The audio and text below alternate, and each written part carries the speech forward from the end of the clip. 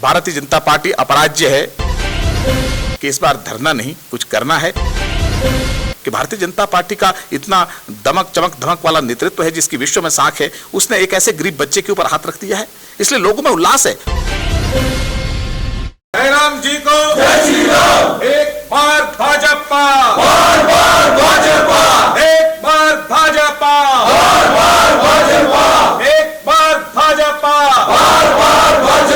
इस समय जैसे हम देखें यहाँ मौसम काफी ठंडा है, लेकिन अगर हम बात करें राजनीति की तो वो काफी गर्म नजर आ रही है। और इस समय हम पहुंचे हैं डियोग विधानसभा में और हमारे साथ मौजूद हैं भाजपा के प्रत्याशी अजय श्याम जी। तो अजय श्याम जी, सबसे पहले तो कितनी तैयारी है बिल्कुल जनता के बीच जाने और जनता पे कितना विश्वास है कि इस बार जनता का प्यार पूरा मिल रहा है अजय जी को?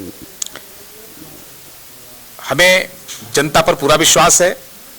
जनता का विश्वास आज से नहीं, भारतीय जनता पार्टी को मोदी जी के आने के बाद निरंतर देश के विभिन्न क्षेत्रों में भारतीय जनता पार्टी अपराज्य है।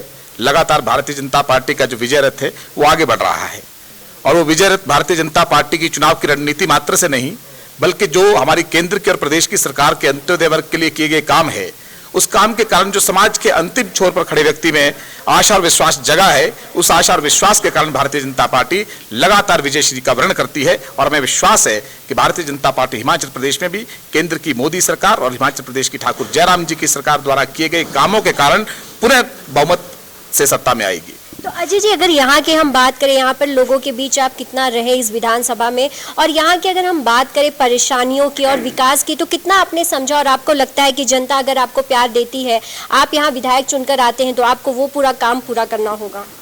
मैं मूल रूप से पिछले 20 वर्षों से संगठन का काम कर रहा हूँ। चुनावी राजनीति के लिए मैं नया चेहरा हूँ। संगठन में काम करते हुए जन सामान्य से भी संपर्क रहा है और निश्चित तौर पर मैं पंचायत समिति का निर्वाचित सदस्य भी रहा। इलेक्टोरल पॉलिटिक्स का मेरा वो भी अनुभव है।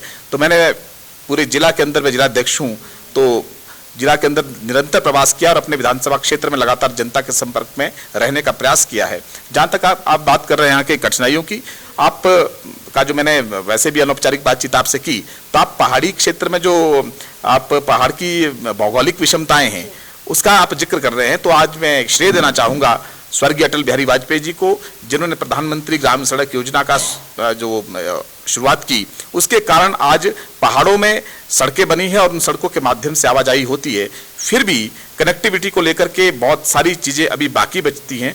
हम प्रयास करेंगे कि अभी तक तो कच्ची सड़कें गांव में है, मेरी प्राथमिकता रहेगी कि जो सड़क गांव में पहुंची है वो वेल ग्रेडेड हो, पक्की हो और उसमें जो आवाजाही हो वो द्रुत गति के साथ आगे बढ़े। ये कनेक्टिविटी की बात मैंने कही। उसके साथ साथ हमारा जो क्षेत्र है ये सेब बहुल क्षेत्र है, बागवानी बहुल क्षेत्र है।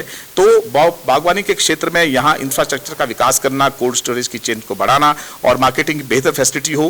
पर्यटन के लिए आप देख रहे होंगे बहुत सुंदर वादियाँ हैं हिमाचल प्रदेश के अंदर और हम तो बिल्कुल नारकंडा के समीप में है, जो विश्व में एक प्रख्यात स्की स्लोप भी है वहाँ पर और पर्यटन स्थल है। तो निश्चित तौर पर हम नारकंडा के आसपास और ठियोग के नारकंडा के बीच में पर्यटन के क्षेत्र में नई योजनाएं पर्यटन के क्षेत्र को आगे विकसित करने के लिए काम करेंगे। तो यहाँ की जनता को काफी उम्मीद होगी आपकी, अगर सिटिंग विधायक ने काम किया है वो तो आप बताएंगे हमें। और जो हम जनता से सुनकर आ रहे हैं कि जो स्कूल के स्टूडेंट्स हैं उनकी भी काफी ऐसी परेशानियां हैं, जो कमियां हैं, वो आप किस प्रकार से उन्हें पूरा करने का, जो बच्चे हैं, जो स्टूडेंट है, जो यूथ है, उनके लिए किस कड़ी में आप आगे बढ़कर काम करेंगे?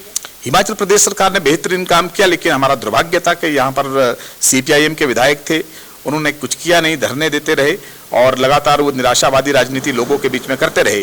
निश्चित तौर पर ठियोग कुमारसैन विधानसभा क्षेत्र को इस प्रकार की राजनीति का नुकसान हुआ है, लेकिन इस बार ठियोग की जनता ने ठाना है कि इस बार धरना नहीं कुछ करना है और करना है तो भारतीय जनता पार्टी के प्रत्याशी के साथ करना है। क्या क्या मुद्दे हैं जिन मुद्दों को लेकर आप जनता तक जा रहे हैं और उनसे बातें हो रही हैं आपकी? मैंने कहा सबसे पहला मुद्दा तो जिससे हमको आय होती है वो है कृषि एवं बागवानी, और उसके बाद है आय कृषि और बागवानी से बाहर निकल कर कौन सा क्षेत्र जो हमको दे सकता है, तो वह है टूरिज्म।